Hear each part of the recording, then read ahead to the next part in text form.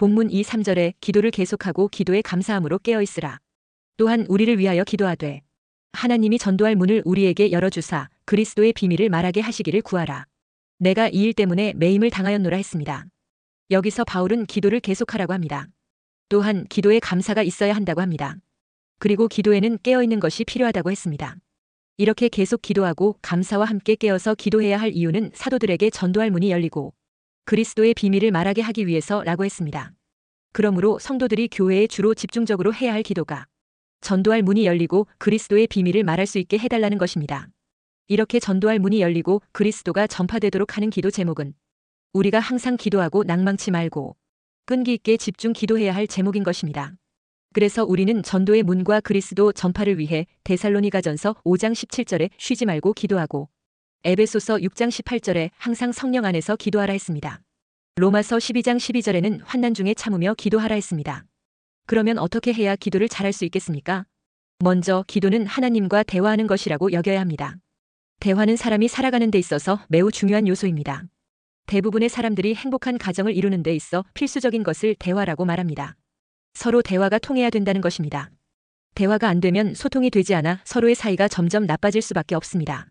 그러나 대화가 통하면 자연히 사이가 좋아지는 것입니다. 그런데 대화는 생각처럼 그리 쉽지 않습니다. 완전히 독립적인 두 인격체가 하나가 된다는 것이 쉽지 않기 때문입니다. 그래서 세상에는 성공적인 대화법에 대한 책들이 많습니다. 기도도 사실은 하나님과 대화하는 것입니다.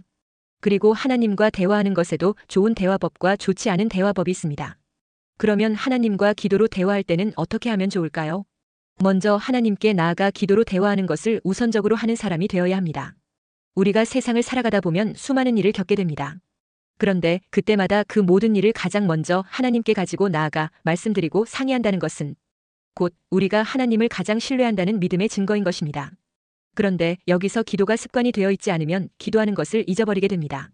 그렇기 때문에 기도에는 깨어있는 것이 필요한 것입니다. 본문 2절에서도 기도를 계속하고 기도에 감사함으로 깨어있으라 했습니다. 우리는 하나님께서 이 모든 일들을 합력하여 선을 이루어 주실 줄 믿고 좋은 일에나 나쁜 일에나 감사하면서 먼저 기도로 나아가야 합니다. 이 일은 안 좋게 끝날 것이라는 비관적인 염려와 근심을 담은 생각으로 나아가면 낙심과 좌절이 찾아와서 기도가 되지 않는 법입니다. 기도가 되려면 하나님께서 이 모든 것을 좋게 바꾸어 주실 것을 믿고 감사하는 마음으로 나아갈 때 감사하는 기도가 되는 것입니다. 그렇게 기도하게 되면 거친 풍랑 같은 상황을 만나더라도 초월적인 하나님의 평안이 우리 마음과 생각을 지켜주시는 것입니다. 그러므로 기도로 나아갈 때는 전능하신 하나님에 대한 분명한 믿음으로 출발해야 합니다. 히브리서 11장 6절에 믿음이 없이는 하나님을 기쁘시게 하지 못하나니 하나님께 나아가는 자는 반드시 그가 계신 것과 또한 그가 자기를 찾는 자들에게 상 주시는 이심을 믿어야 할지니라 했습니다.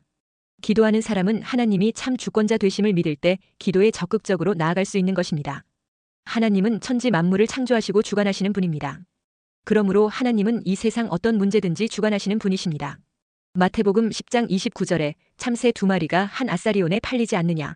그러나 너희 아버지께서 허락하지 아니하시면 그 하나도 땅에 떨어지지 아니하리라 했습니다. 미물인 참새의 운명까지도 하나님의 손에 달려 있습니다. 하물며 사람의 운명은 더욱 더 하나님이 주관하시는 것입니다. 그러므로 무슨 일을 만나든지 먼저 하나님께 기도해야 합니다. 하나님이 허락하지 않으시면 사람이 아무리 애쓰고 수고해도 아무 일도 일어나지 않는 것입니다. 열왕기하 1장에 보면 이스라엘의 아하시야 왕이 사마리아에 있는 그의 다락 난간에서 떨어져 병이 들게 됩니다. 그러자 그는 에그론의 신 바알세붑에게 이 병이 낫겠나 물어보라면서 사람을 보냈습니다. 그러자 하나님은 선지자 엘리야를 보내 말씀했습니다. 열왕기하 1장 3절 4절에 여호와의 사자가 디셉 사람 엘리야에게 이르되 너는 일어나 올라가서 사마리아 왕의 사자를 만나 그에게 이르기를 이스라엘에 하나님이 없어서 너희가 에그론의 신 바알세붑에게 물으러 가느냐.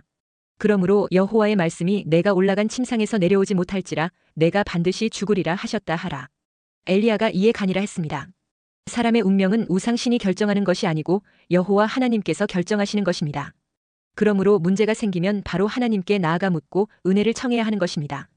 야고보서 5장 14절 15절에 너희 중에 병든 자가 있느냐 그는 교회의 장로들을 청할 것이요 그들은 주의 이름으로 기름을 바르며 그를 위하여 기도할지니라. 믿음의 기도는 병든 자를 구원하리니 주께서 그를 일으키시리라. 혹시 죄를 범하였을지라도 사하심을 받으리라 했습니다. 그러므로 문제를 해결받으려면 먼저 믿음으로 하나님께 나아가 기도해야 합니다. 첫째, 성도가 응답받는 기도로 나아가려면 어떻게 해야 합니까? 계속 기도하고 기도에 감사함으로 깨어 있어야 합니다. 본문 2절에 기도를 계속하고 기도에 감사함으로 깨어 있으라 했습니다. 기도를 계속하라는 것은 지속성을 말합니다. 데살로니가전서 5장 17절에서는 쉬지 말고 기도하라고 했습니다. 기도를 계속하라는 것은 365일 24시간 일도 하지 않고 기도하라는 말이 아닙니다. 기도를 포기하거나 중단하지 말라는 말입니다. 운동선수가 다쳐서 운동을 쉬고 재활만 하다 보면 실전 감각이 무뎌져서 실전에 들어가도 원래 실력이 안 나옵니다.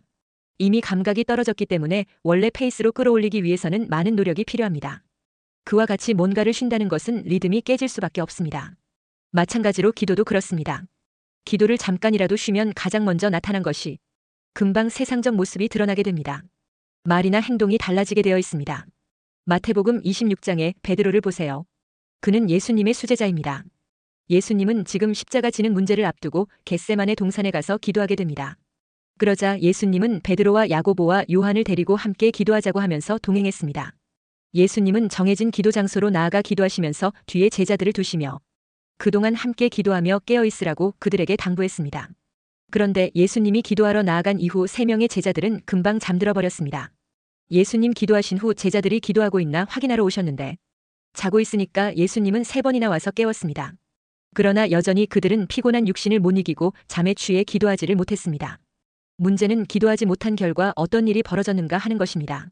기도 후에 예수님을 체포하기 위해 가룟 유다를 앞세워 대제사장이 보낸 로마 병사들이 들이닥친 것입니다. 마태복음 26장 47절에 말씀하실 때에 12 중에 하나인 유다가 왔는데 대제사장들과 백성의 장로들에게서 파송된 큰 무리가 칼과 몽치를 가지고 그와 함께 하였더라 했습니다. 그런데 이때 베드로가 어떻게 대응하게 됩니까? 기도 없이 사건을 만나자 베드로는 먼저 감정적으로 대응했습니다. 베드로는 칼을 빼어들고 모두 죽이겠다면서 난리법석을 피웠습니다. 이런 베드로의 모습은 세상 사람들이 하는 모습 그대로였습니다. 이것이 2절에 기도를 계속하고 기도에 감사함으로 깨어있으라는 말씀대로 하지 않아서 나오는 모습입니다. 2절에 기도를 계속하고 기도에 감사함으로 깨어있으라는 것은 주님께서 우리에게 주시는 기도의 제목입니다. 이것은 주기도문 전반부에 나오는 내용과 같은 것입니다. 마태복음 6장 9절 10절에 그러므로 너희는 이렇게 기도하라. 하늘에 계신 우리 아버지여 이름이 거룩히 여김을 받으시오며 나라가 임하시오며 뜻이 하늘에서 이루어진 것 같이 땅에서도 이루어지이다 했습니다. 우리가 왜 기도할 때 주의 이름이 거룩히 여김을 받으시기를 기도해야 하는 것입니까? 그것은 하나님이 창조주가 되시고 전능자가 되시기 때문입니다. 세상은 하나님께서 다스리십니다. 그렇기에 우리가 할 일은 하나님 이름의 영광을 위하고 그분 이름이 거룩히 여김을 받으시도록 헌신해야 하는 것입니다. 세상에서 하나님의 이름이 멸시를 당하고 있으면 주님, 저 무지한 세상은 하나님과 예수님의 이름을 함부로 짓밟고 있습니다. 이제 나의 삶을 통해 하나님의 이름이 거룩히 여김을 받기를 원합니다 하며 기도해야 하는 것입니다. 그러면 지금 당장 몸이 아픈데 건강을 위해서 기도하는 것은 안 되나요? 물론 기도해도 됩니다. 건강이 필요하고 돈이 필요하면 구해야 됩니다. 그런 것을 구하지 말라는 것이 아니라 문제는 무엇 때문에 그것이 필요한 것인지 방향이 정해져야 주님께서 주시는 겁니다. 아들이 아버지에게 무엇을 사달라고 했을 때 그 사달라는 것이 쓸데없는 것이라면 부모는 돈이 있어도 안 사줍니다. 그런데 사달라는 것이 정말 공부에 필요하고 좋은 것이라면 부모는 기꺼이 사줍니다. 심지어 빌려서라도 해주려고 합니다. 하나님은 없어서 안 해주는 분은 아닙니다. 그러니까 무엇 때문에 내게 건강이 필요합니까? 무엇 때문에 내 자식이 공부를 잘해야 되는 것입니까? 우리 가정이 왜 부자가 되어야 되는 겁니까? 주기도문에서는 이름이 거룩히 여김을 받으시며 주의 나라가 임하고 주의 뜻이 이루어지는 하나님의 이름의 영광을 위하여 구하라고 했습니다. 무엇 때문에 돈이 필요하고 무엇 때문에 건강이 필요한 겁니까? 정말 복음과 주의 영광을 위한 것이라면 주의 거룩한 이름을 위하여 주시는 것입니다. 둘째, 성도는 특별히 전도의 문이 열리도록 집중하여 기도해야 합니다. 3절에 또한 우리를 위하여 기도하되 하나님이 전도할 문을 우리에게 열어주사 그리스도의 비밀을 말하게 하시기를 구하라. 내가 이 일 때문에 매임을 당하였노라 했습니다. 주기도문에서도 마태복음 6장 10절에 나라가 임하시오며 라고 기도하라고 했습니다. 이렇게 우리의 기도 중에 가장 중요한 기도는 바로 전도할 문을 열어달라는 기도입니다. 우리가 깨어서 기도해야 할 가장 큰 이유는 전도의 문을 열기 위해서입니다. 그래서 바울은 골로새 교회 성도들에게 이 중요한 전도의 문을 열기 위한 기도를 알리며 바울의 복음 전도 사역을 위해 기도에 동참해달라고 부탁하고 있습니다. 교회 안에 아무리 어려운 일이 있다고 해도 그 어려운 일을 해결하는 열쇠가 있는데 그것이 바로 기도입니다. 그것은 자연 종교에서처럼 정성을 많이 쌓아서 되는 것처럼 기도를 많이 하게 되면 신비한 능력이 나타나기 때문이 아닙니다. 우리는 기도를 통해서 하나님이 원하시는 뜻을 발견할 수 있고 그 뜻에 자기의 삶을 조율되도록 인도되기 때문입니다. 예수님의 겟세마네 동산에서의 기도를 보시기 바랍니다. 그때 예수님의 기도는 공을 싸는 기도가 아니었습니다. 하나님과의 순수한 대화가 기도였고 하나님의 뜻에 자신을 조율해가는 과정이 기도였습니다. 그래서 아버지의 뜻이면 이 잔을 내가 마시겠나이다 하게 된 것입니다. 그렇다면 골로새 교회 성도들이 기도를 통해서 발견하기를 원하는 하나님의 뜻은 무엇입니까? 그것을 지금 바울이 말하고 있는 것입니다. 바울의 권면처럼 하나님이 전도할 문을 우리에게 열어주사 그리스도의 비밀을 말하게 하시도록 하는 것입니다. 다시 말해 골로새 교회 성도들이 교회 바깥에 있는 사람들에게 눈을 뜰 수 있도록 기도를 부탁한 것입니다. 그렇다면 하나님의 자녀로서 우리들의 삶이 최종적으로 도달해야 할 지점은 전도, 즉 영혼 구원에 눈을 뜨는 것입니다. 우리들이 기도함을 통해서 발견해야 할 하나님의 선하신 뜻은 우리 자신을 통해서 복음이 전해지는 것이라는 말씀입니다. 바울은 지금까지 많은 어려움을 겪었지만 그때마다 어려움을 이겨내고 다시 복음을 전하는 일에 집중할 수 있도록 만든 것은 바로 기도였습니다. 바울은 빌립보에서 억울하게 매를 맞고 옥에 갇혔을 때도 기도했습니다. 기도할 때 하나님은 빌립보 감옥의 문을 열어주시고 감옥을 지키던 사람과 그의 가족들에게 복음을 전하여 예수님을 영접하도록 역사해 주셨습니다. 그러니까 바울은 기도 앞에는 복음의 문을 가로막는 사단의 권세가 이길 수 없다는 것을 경험한 것입니다. 그래서 그는 전도의 문이 막힐 때마다 기도했으며 그 기도로 전도의 문이 다시 크게 열리도록 골로새 교회 성도들에게도 기도를 부탁한 것입니다. 신앙의 가장 성숙한 단계는 복음 전하는 일에 눈을 뜨는 것입니다. 우리는 복음 전하는 일을 위해서 그리고 복음의 사역자들을 위해서 기도하는 것을 소중하게 여겨야 합니다.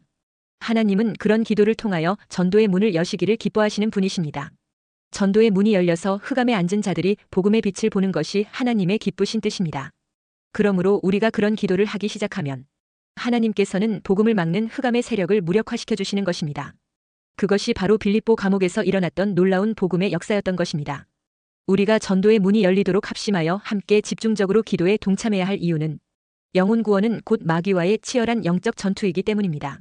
한 사람이 전도되면 하나님 나라가 그만큼 넓어지고 한 사람이 타락하면 마귀 나라가 그만큼 넓어지는 것입니다.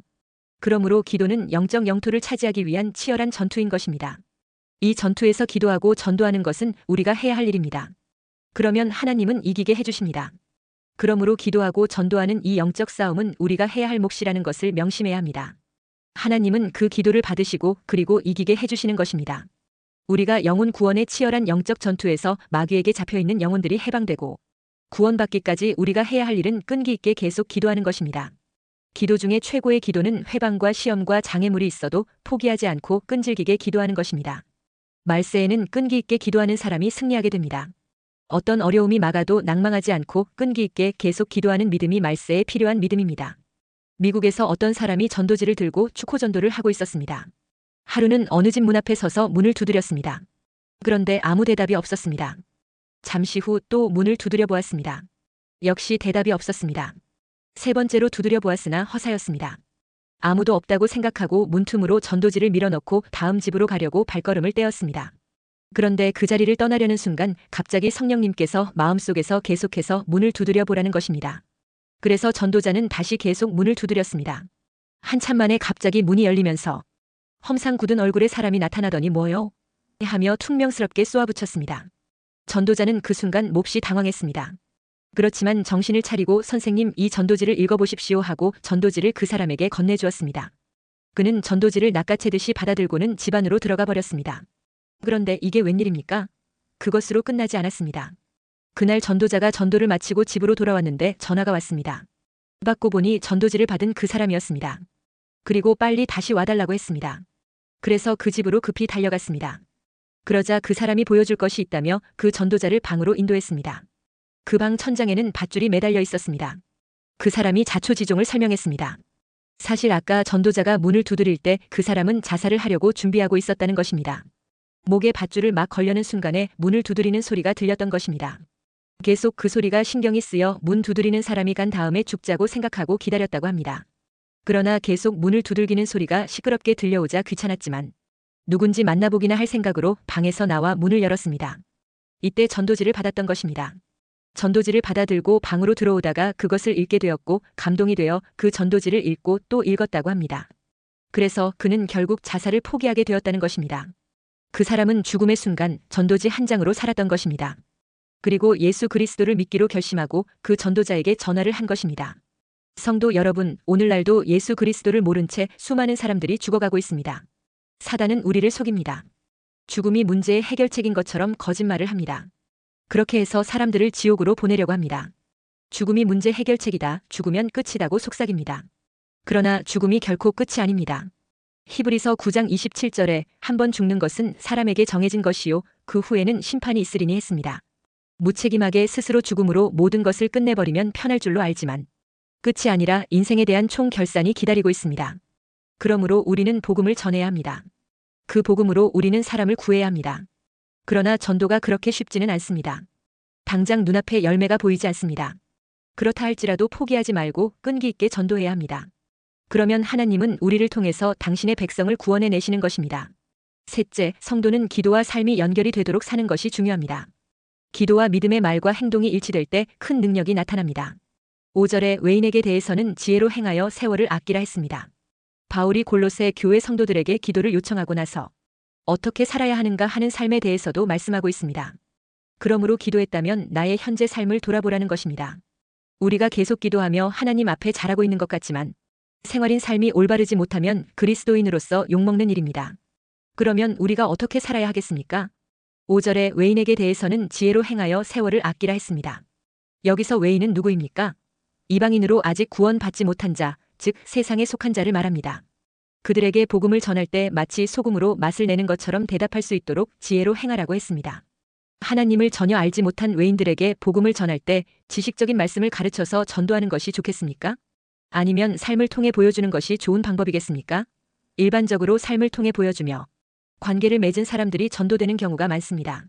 그러니까 우리가 한 영혼을 살리기 원한다면 그 영혼을 놓고 기도하면서 좋은 관계를 맺음으로 생활을 통해 말씀 안에서 지혜롭게 사는 것을 보여주므로 관계 전도의 결실이 이루어지도록 하는 것이 좋습니다.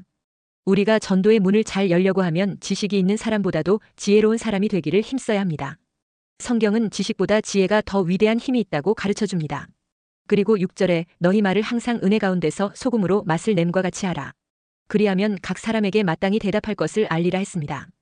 관계 전도를 할 때 상대방 앞에서 항상 은혜 가운데서 소금으로 맛을 냄과 같이 하라고 했습니다.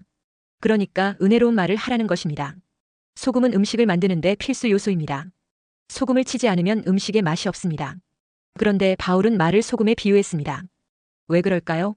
우리는 하루 동안 말을 참 많이 합니다. 늘 말을 하지만 같은 말인데도 맛도 없고 멋도 없고 상처를 주는 말이 있습니다. 그러나 한마디 말도 해도 위로가 되고 격려가 되고 용기를 주고 상처를 싸매는 말이 있습니다. 그런데 계속 기도하는 사람은 소금으로 음식의 맛을 고르게 한 것처럼 은혜롭고 덕이 되는 말을 합니다. 사람이 아무리 많은 물질과 재능과 힘이 있어도 자기만을 위해서 그것을 사용한 사람은 성공감을 느낄 수 없습니다. 내가 성공적인 인생을 살았다는 성공은 쓰임을 받는 삶에서 나옵니다. 내 인생이 하나님의 뜻을 이루고 복음을 전하여 천하보다 귀한 영혼을 살리는데 쓰임받는 삶을 사는 것이 가장 가치 있는 성공입니다. 이 가치 있는 성공적인 삶을 위해 복음의 지혜로 사람을 살리게 되시기를 주의 이름으로 축원합니다.